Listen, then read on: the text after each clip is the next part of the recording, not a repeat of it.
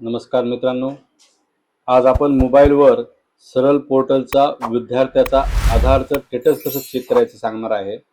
त्यामध्ये सुरुवातीला आपल्याला क्रोम ब्राउझर ओपन करायचं आहे। मोबाईलवर टाईप करायचे आहे सरळ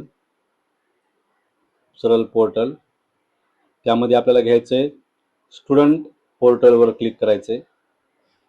ही स्क्रीन येईल। इथं आल्याच्या नंतर असं 3 डॉटवर क्लिक करून डेस्कटॉप रिक्वेस्ट करायची। त्यानंतर या स्क्रीनला क्लोज करायचे। शाळेचा एवढा स्कोर टाकायचा आहे आपल्या शाळेचा पासवर्ड जो आहे आपल्याकडं तो टाकायचे।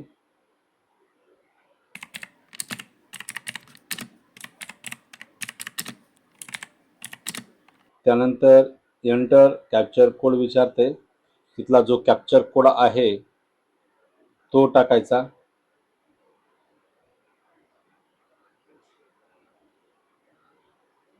आणि लॉग इन पेजवर क्लिक करायचं। थोडं थांबायचे लॉग इन पेजवर क्लिक करून।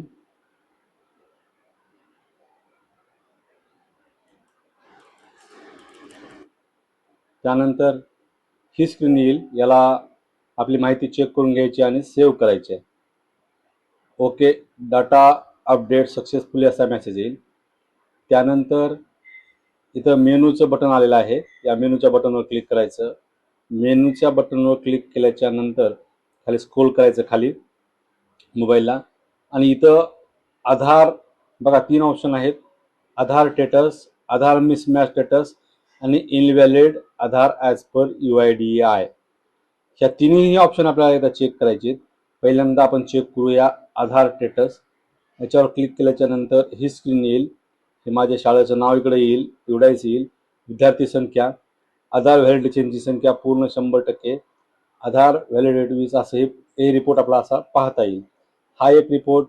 त्याच्यानंतरचा मेनूमध्ये परत क्लिक करायचं, पुन्हा इथं रिपोर्टवर जायचं आणि मिसमॅच आधार याच्यावर क्लिक करायचं। जर आपल्याकडं आधार मिसमॅच असतील तर इथं संख्या सांगते आणि दाखवते। आपले संख्या जर पाहिजे असेल मिसमॅचची, समजा इथं व्हॅलिड जे आहे option Aadhaar not uploaded quant असं 0वर क्लिक केलं, जसं संख्येवर क्लिक केलं की इथं यादी येते त्याची, कोणाचं व्हॅलिड आहे कोणाचं अनव्हॅलिड आहे। या आणि तिसरा ऑप्शन आहे इनव्हॅलिड आधार। हे कसं पाहायचं बघा, परत तिसरा ऑप्शन हा इनव्हॅलिड आधारवर क्लिक करायचं आहे। याच्यामध्ये आपल्याकडे एकही इनव्हॅलिड नसल्यामुळे हा रिपोर्ट आपला नील आहे।